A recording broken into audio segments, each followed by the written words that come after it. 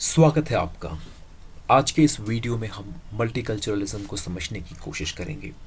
Multiculturalism के ऊपर हमने एक एडवांस्ड कोर्स भी तैयार किया है।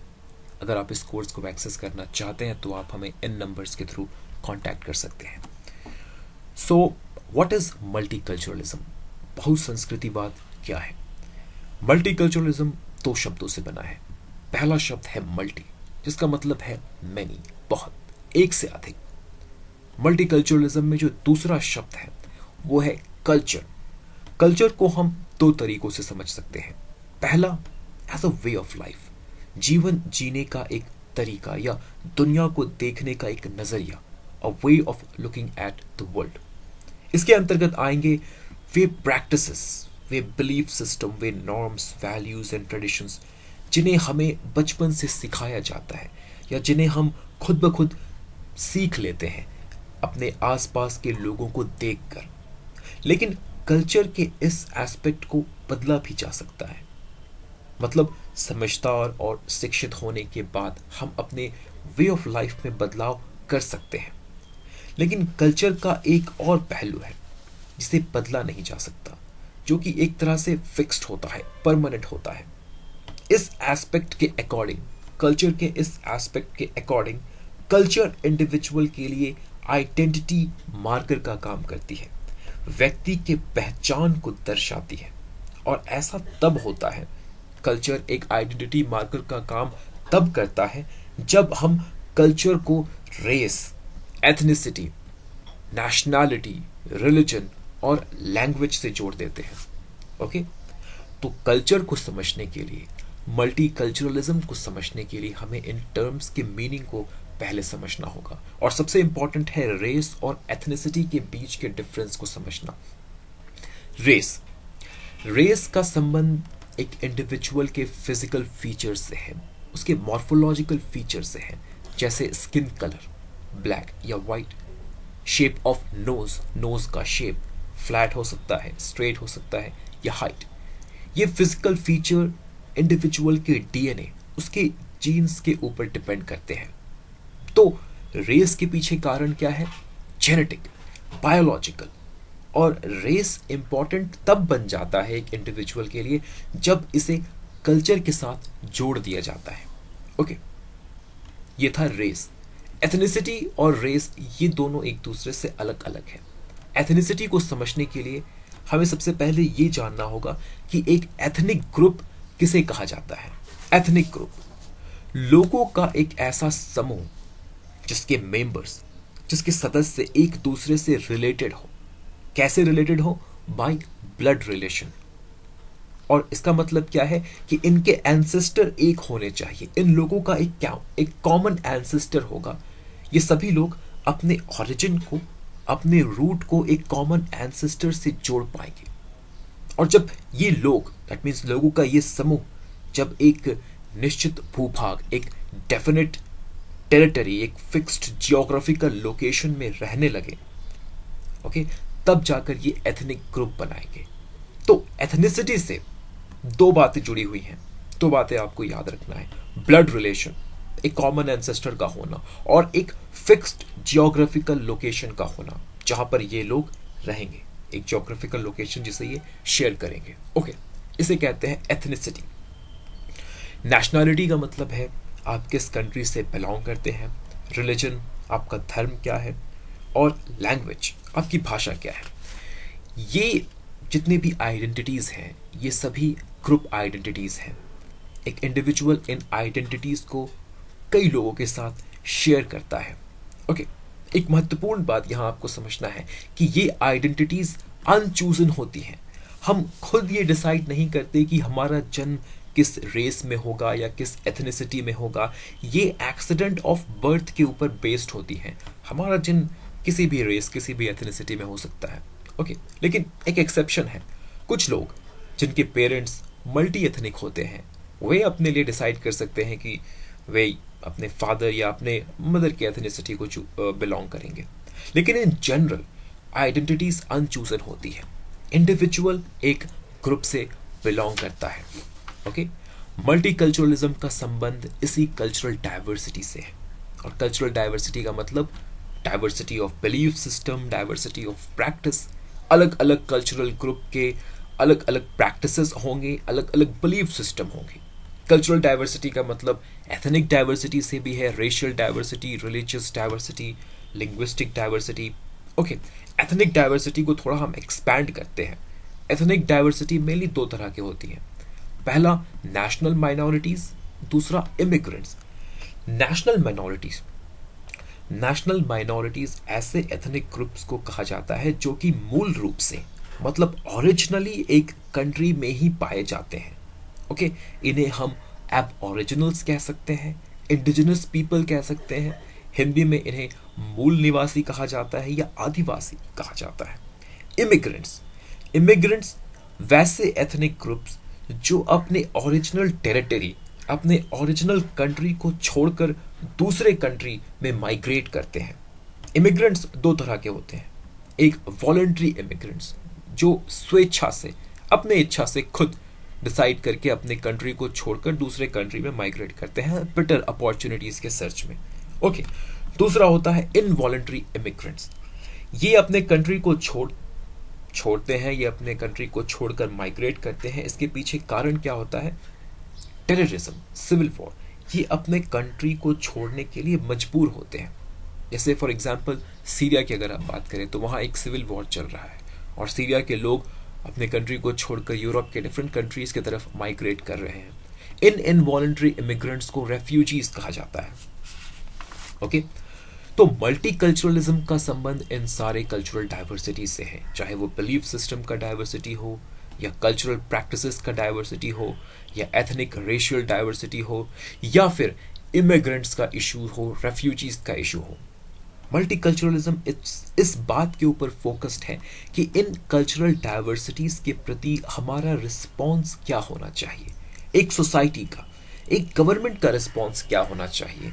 हम इन कल्चरल डाइवर्सिटीज को मैनेज कैसे कर सकते हैं, कैसे हम इन डाइवर्सिटीज के साथ रह सकते हैं।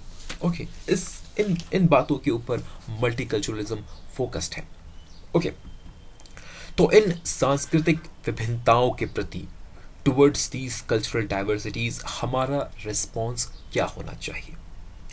हमारा पहला रिस्पॉन्स हो सकता है, एक तरीका हो सकता है इन कल्चरल डाइवर्सिटीज को मैनेज करने का, डील करने का, कि हम कल्चरल डिफरेंसेस को इग्नोर करते हुए irrespective of their cultural differences लोगों को इक्वली ट्रीट करें। ओके, लोगों को इक्वली ट्रीट किया जाए उनके कल्चरल डिफरेंसेस को इग्नोर करते हुए। इस अप्रोच को अपनाने का लॉजिक क्या होगा? नेशनल यूनिटी, सोशल यूनिटी, समाज को यूनाइटेड रखना।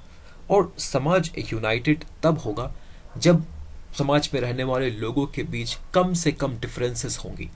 ओके, तो अगर हम लोगों के डिफरेंसेस को इग्नोर करें, लोगों के बीच कॉमन क्या है इसके ऊपर फोकस करें, ओके, इसके ऊपर एम्फेसिस करें, तब हम सोसाइटी को यूनाइटेड रख सकते हैं। Okay, national unity, social unity को अचीव कर सकते हैं। अगर हम इस अप्रोच को अपनाते हैं तो इस अप्रोच को कलर ब्लाइंड अप्रोच कहा जाता है।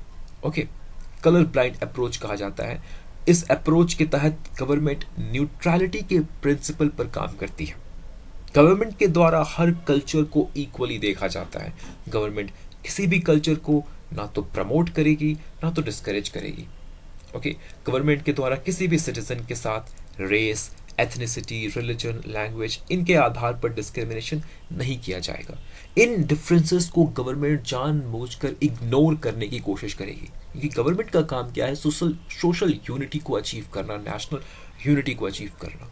ओके, अगर हम इंडियन कॉन्स्टिट्यूशन की बात करें तो हमारे इंडियन कॉन्स्टिट्यूशन में आर्टिकल 15 क्लाउज 1 और 2 में इसी कलर ब्लाइंड अप्रोच को अपनाया गया है, इसी न्यूट्रलिटी के प्रिंसिपल को अपनाया गया है। वहां लिखा गया है कि the state shall not discriminate against any citizen on ground only of religion, race, caste, sex, place of birth और एनी ऑफ देम। ओके, लेकिन इस कलर ब्लाइंड अप्रोच के साथ, इस न्यूट्रलिटी के अप्रोच के साथ, इस न्यूट्रल अप्रोच के साथ दो बड़े प्रॉब्लम जुड़े हैं। मल्टीकल्चरलिज्म इन्हीं प्रॉब्लम्स को हाईलाइट करने की कोशिश करता है। दो इंपॉर्टेंट प्रॉब्लम जुड़े हैं इस अप्रोच के साथ। पहला प्रॉब्लम, भले ही गवर्नमेंट ये क्लेम करे कि हर कल्चर को लेकर गवर्नमेंट न्यूट्रल है, लेकिन हकीकत में इन रियलिटी गवर्नमेंट के द्वारा इनडायरेक्टली या डायरेक्टली मेजॉरिटी कल्चर को सपोर्ट किया जाएगा। ओके, ये बात आपको समझना है। एक एग्जांपल लेते हैं, रिलीजन और लैंग्वेज दोनों ही बहुत ही इंपॉर्टेंट आइडेंटिटी मार्कर है किसी भी कल्चर का, दोनों एक इंपॉर्टेंट पार्ट होते हैं। रिलीजन के रिस्पेक्ट में, रिलीजन के संबंध में, with respect to religion government neutrality के प्रिंसिपल को अपना सकती है। गवर्नमेंट ये क्लेम कर सकती है कि उसके लिए हर रिलीजन इक्वल है। गवर्नमेंट ना ही किसी रिलीजन को प्रमोट करती है या किसी रिलीजन को डिस्करेज करती है। इसे ही सेक्युलरिज्म की पॉलिसी कहते हैं। लेकिन बात जब लैंग्वेज की हो तो गवर्नमेंट को एक डिसीजन लेना होगा। गवर्नमेंट को यह डिसाइड करना होगा कि स्टेट का ऑफिशियल लैंग्वेज क्या होगा। और ऑब्वियस सी बात है, गवर्नमेंट के द्वारा ऑफिशियल लैंग्वेज के रूप में मेजॉरिटी लैंग्वेज को ही चुना जाएगा, मेजॉरिटी लैंग्वेज को ही सेलेक्ट किया जाएगा। ये एक एग्जाम्पल है जहां गवर्नमेंट न्यूट्रलिटी का प्रिंसिपल ब्रेक कर जाता है। ओके, और एक मल्टीकल्चरल सोसाइटी में, एक कल्चरली डाइवर्स सोसाइटी में आपको कई ऐसे एग्जाम्पल मिलेंगे जहां गवर्नमेंट के द्वारा मेजॉरिटी कल्चर को, मेजॉरिटी कल्चर के डिफरेंट एलिमेंट्स, डिफरेंट सिंबल्स को डायरेक्टली या इनडायरेक्टली सपोर्ट किया जाता हो, प्रमोट किया जाता हो। और जब ऐसा होगा तो इससे सबसे अधिक नुकसान किसे होगा? माइनॉरिटी कल्चर्स को।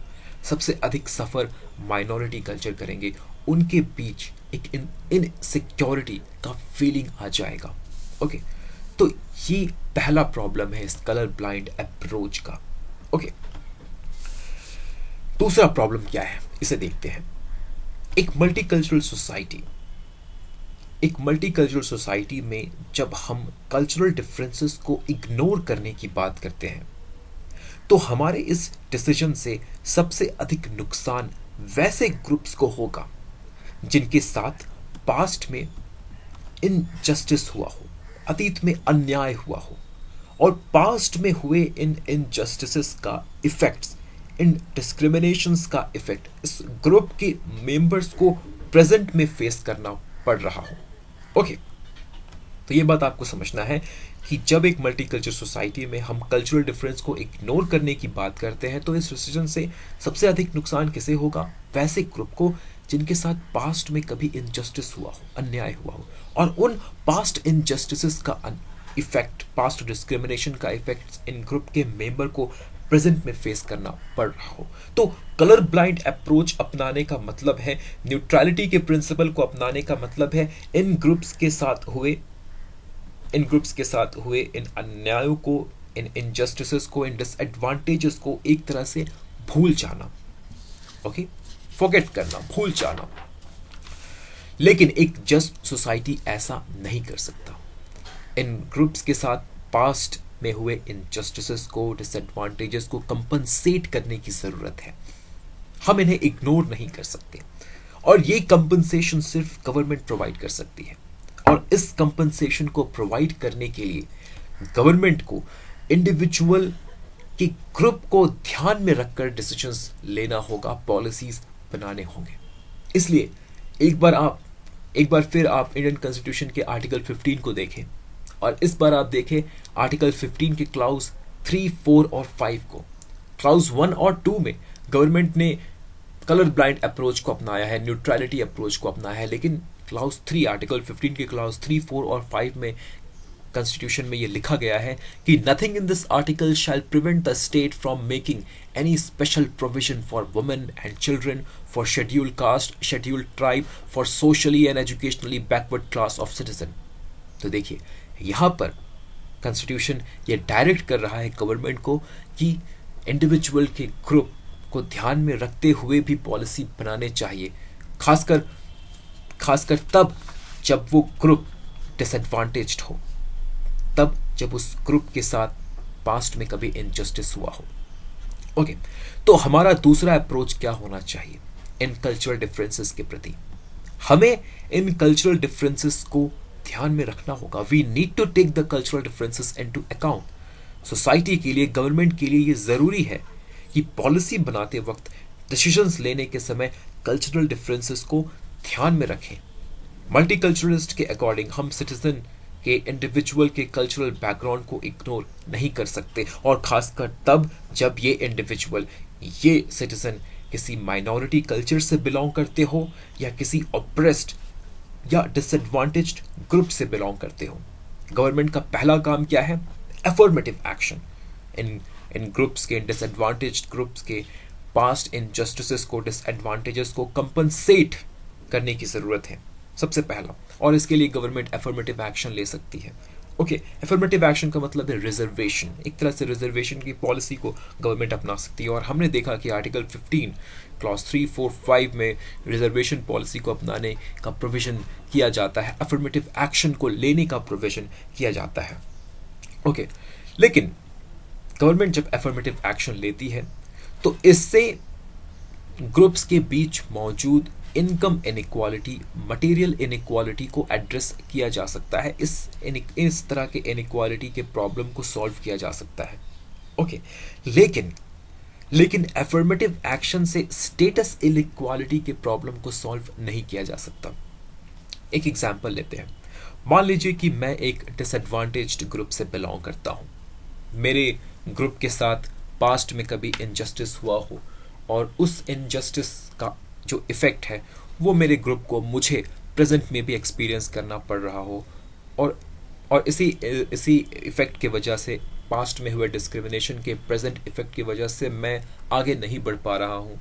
ओके, तो गवर्नमेंट मुझे सपोर्ट करने के लिए रिजर्वेशन प्रोवाइड करती है।